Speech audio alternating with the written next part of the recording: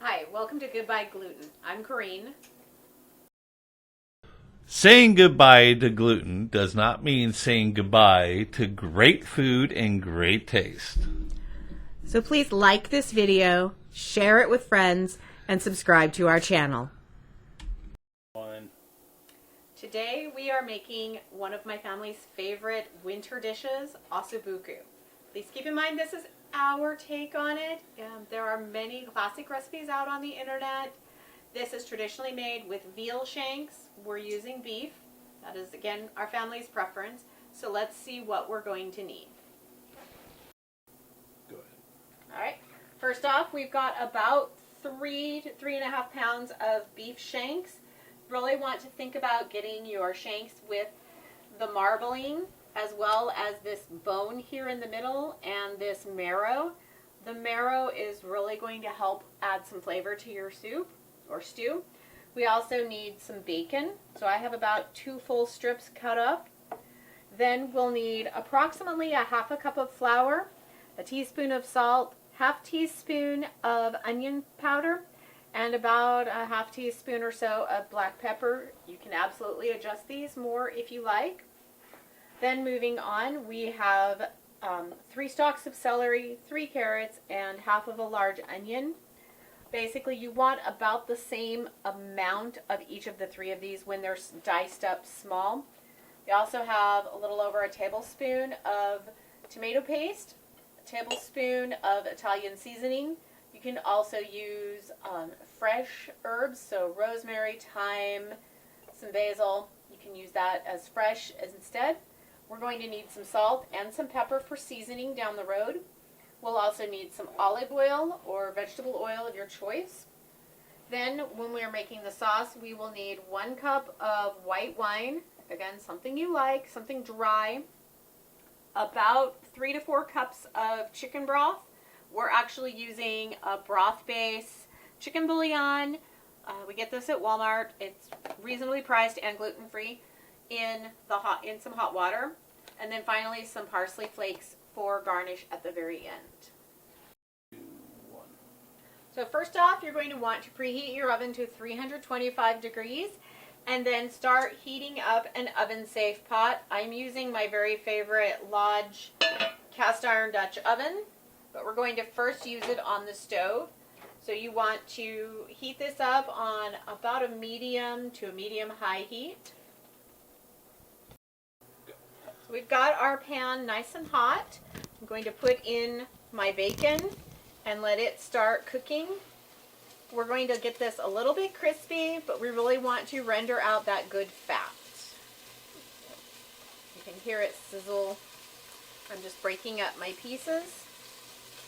So while that is cooking, put that aside, we're going to get started prepping our meat.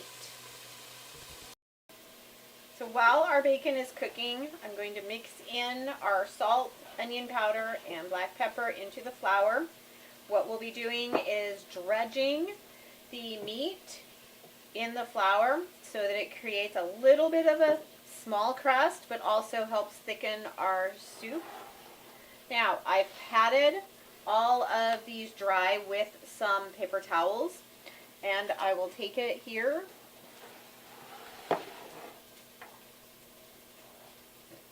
and just put them in, like so. You want a little bit of flour, but you don't want it caked on. Just using our Bob's Red Mill gluten-free flour.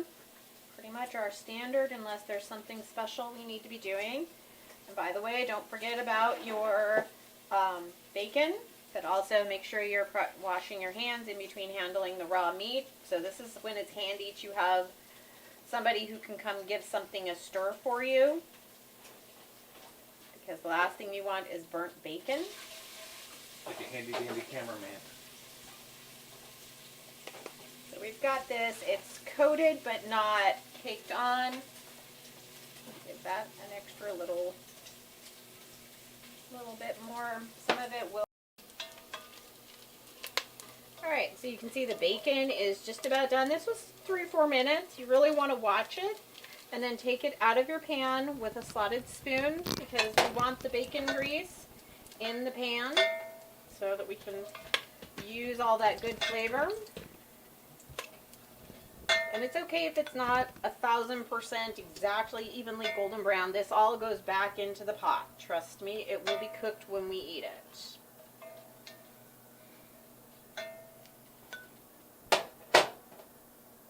Alright, so now we see we've got all those yummy good bits down there on the bottom. I'm going to add a little bit more olive oil to the pan because we're going to put in the Ossobuco shanks now, or the beef shanks.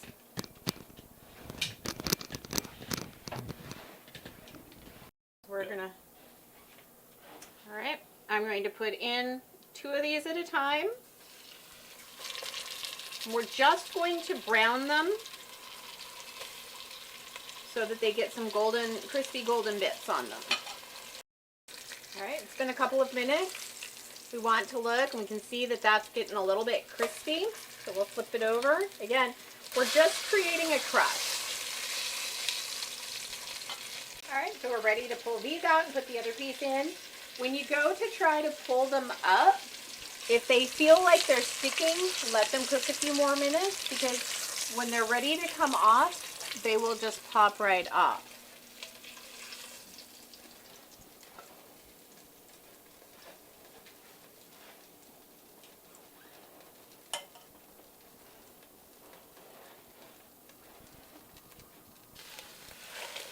Be very careful if you use your fingers for that. So usually I like the smaller sizes. They're a little easier to manipulate, but in this case, it's what the grocery store had. Go. Now we're going to saute our vegetables. We're going to add a little bit more oil, not a ton. And everybody's going into the pot. Just want to let them saute for a couple of minutes.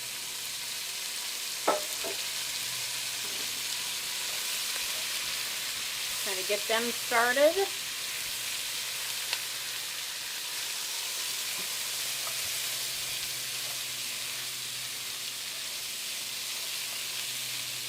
What was the French term for the 3 that you just put in?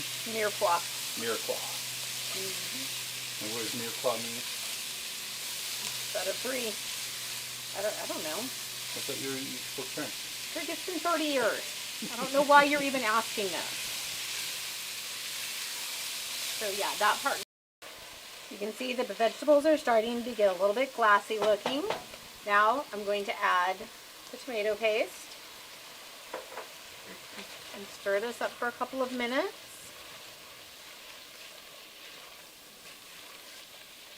Be careful, your handles may be getting hot, so just be aware. Alright, now I'm going to add the wine. If you don't want to use wine, you can use extra chicken stock. The idea is this adds some flavor, and we're going to use that to get all of the bits off the bottom. The tomato paste has already done so a little bit. So we'll mix that in. Okay, we're going to mix the wine in and then add our chicken broth. Not adding my full quart just yet. Depends on how much you have here. And now we're going to put our beef shanks back in. You want enough liquid in here to kind of nestle them down into that liquid. And this is why smaller ones are actually easier, because you can kind of puzzle piece them in. You can also cut these larger ones if you need to. Just make sure you keep the bone and the marrow in there. The idea is you want these as close to submerged as you can get them. Push that down. Then we're going to add our bacon in. All that yummy bacony goodness. Hopefully it's managed to last with nobody putting fingers in. I haven't. I've been a good boy today. Now we need our Italian seasoning. The final touch.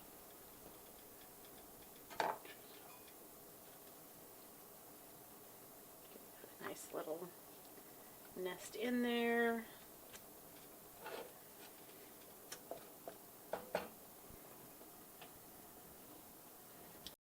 Now we're going to put the lid on and then put it into the oven,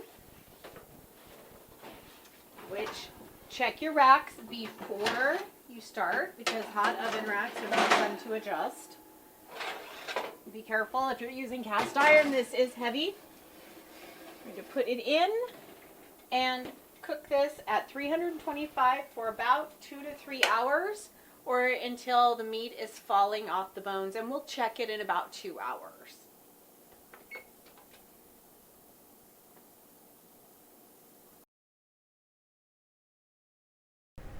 Now it's time to rotate the pieces of beef shank to make sure that they're cooked evenly throughout the soup.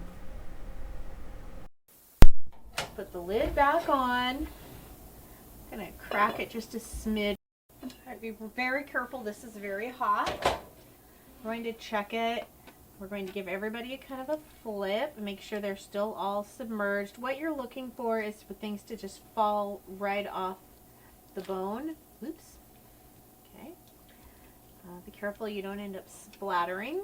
So now what we'll do, again, very hot, I'm going to put it in, kind of crack this a little bit to let some of those liquid evaporate down. Give it another half an hour or so. Oops. And check it again. Now you want to pull it out of the oven, check all the pieces, make sure they're done and nice and removed from the bone. Go ahead and trim a little bit of the fat off the bones and then turn the meat and the bones back into the stew. You'll want to cook this another 10 to 15 minutes. The meat is completely done at this point. We're just incorporating the last of the flavors. All right, so we're plating ours with some polenta. You can do it with polenta, mashed potatoes, risotto, rice, whatever your heart desires. And then you'll just put some of that yummy meat and veggies and gravy right in there. Just put it on. A few more carrots and veggies. And there you have it. Our version of Ossobuco with. Alright, so here's our finished product. Some Ossobuco with polenta. It's very good. It is still piping hot. I don't know if you can see the steam.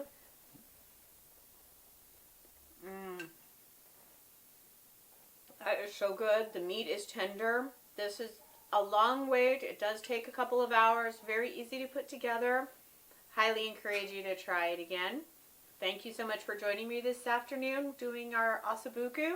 And remember, saying goodbye to gluten does not mean saying goodbye to great taste and great food. Thanks a lot. Bye-bye.